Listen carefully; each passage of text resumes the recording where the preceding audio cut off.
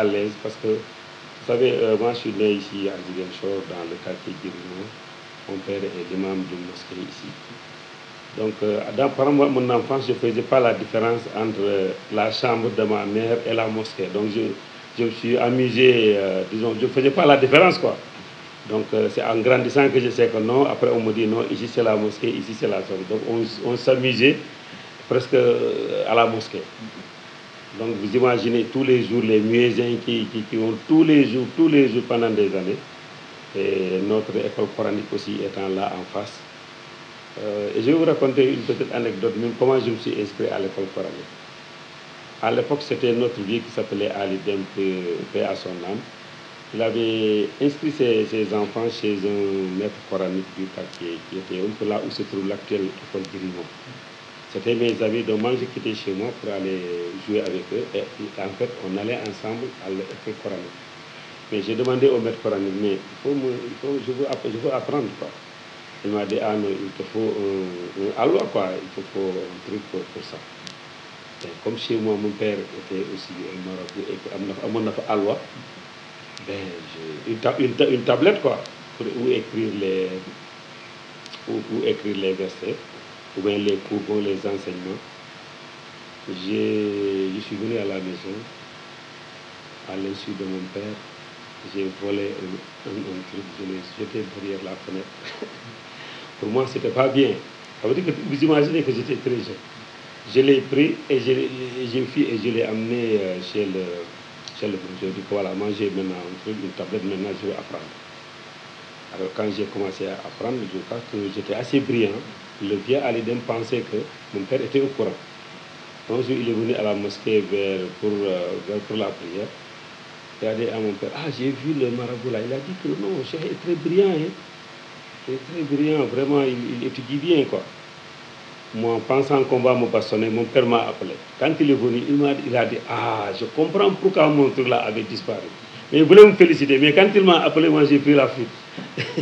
Vous imaginez un peu, donc j'étais très jeune. C'est comme ça que j'ai été inscrit. Et vous imaginez un peu, on a étudié jusqu'au niveau secondaire, on est au niveau de l'entrée en sixième, j'étais à l'école. Maintenant, il y avait entre l'école française et l'école coranique, il y avait le choix, alors que déjà j'étais admis à l'entrée en sixième, mais je devais étudier à l'école Malik Fall. À l'époque, on l'appelait CEG, voilà. Donc vous imaginez, il faut aller 5 km à retour, l'après-midi, tout ça. Finalement, c'est là où les études coraniques ont. Alors que j'ai atteint le niveau de le surat de Nishaï. Il me restait 2 ou 3 trucs pour terminer le Coran. Tellement j'étais jeune hein, et brillant. Hein. Bon, mais alors néanmoins, ça m'est resté. Donc ça, c'était moi. Quand mon père n'était plus là, vous imaginez que donc, je suis né dans une famille comme ça. Et donc, à un certain moment, il fallait revenir pour ne pas laisser cet héritage se gâter. Parce qu'il y avait une communauté ici qui priait, une communauté où les enfants devaient apprendre l'école coranique. Je ne devais pas laisser ça un peu disparaître. À un certain moment, ça a un peu flanché. Je suis revenu pour renforcer cet aspect.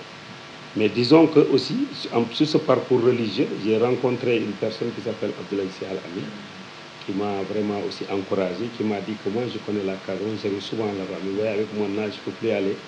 Mais il paraît que toi, tu t'intéresses aux écoles coraniques.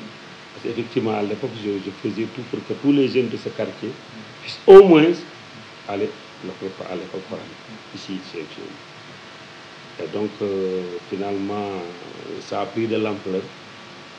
Et une autre anecdote, quand ma maman est décédée, je suis allé dans son village pour une cérémonie religieuse organisée par ses frères. En traversant, j'ai vu une hutte. J'ai dit, mais c'est quoi ça? On me dit que ça, c'est l'école coranique. Alors qu'entre-temps, j'ai dépassé l'école française, qui était là, une belle école. Hein. J'ai dit, mais c'est pas possible. De là, mais comment les enfants peuvent étudier ici? On me dit, ah, mais c'est comme ça. Même quand l'hivernage, les enfants n'étudient pas. Et même après l'hivernage, il faut du temps. Donc ici, les enfants, avec l'hivernage, ils étudient presque 4 mois dans l'année. C'est le temps que les parents, chaque année, aillent renouveler les trucs pour pouvoir monter une nouvelle hutte. J'ai dit, c'est pas je vais faire quelque chose. J'ai dit aux gens, bon, il faut voir l'imam et le il donne une zone, et puis je vais le faire. Je vais faire quelque chose, quoi. Et c'est à partir de là que c'est fait. Mais comme aussi, moi, les balances, c'est mes cousins. Donc si je fais une école à Kossi, qui est le village de moi, vous imaginez que tout le monde demande. Je dis, ah mais pourquoi tu le fais ici? Moi, je suis aussi ton cousin. Donc c'est comme ça qu'on a commencé maintenant. Par 10, 20, 10 chaque annuellement. Aujourd'hui, on est à 145. Donc ça, c'est un aspect, sans compter aussi au niveau du truc. Donc, quand on devient un militant, quoi, en fait, derrière, c'est dans la formation des jeunes, mais aussi de la formation de nos communautés. Vous savez, si on ne fait rien, on laisse les jeunes comme ça, je pense qu'ils vont aller à la perdition. Ils ne sont pas sages, mais au moins il faut qu'on leur donne des leçons de sagesse, parce que l'école coranique et autres, bon, je pense que les gens en ont besoin pour pouvoir demain contenir les pouvoirs qu'ils auront quand on te confie des pouvoirs économiques, pouvoirs spirituels, politiques. Que tu sois un homme assez solide. Pour cela, il faut avoir une formation de base, une éducation très solide. Donc c'est un peu dans le souci, surtout, d'aider les jeunes à se former, à avoir une consistance très puissante pour qu'ils puissent demain assumer leurs responsabilités. Globalement, aussi j'ai été adopté.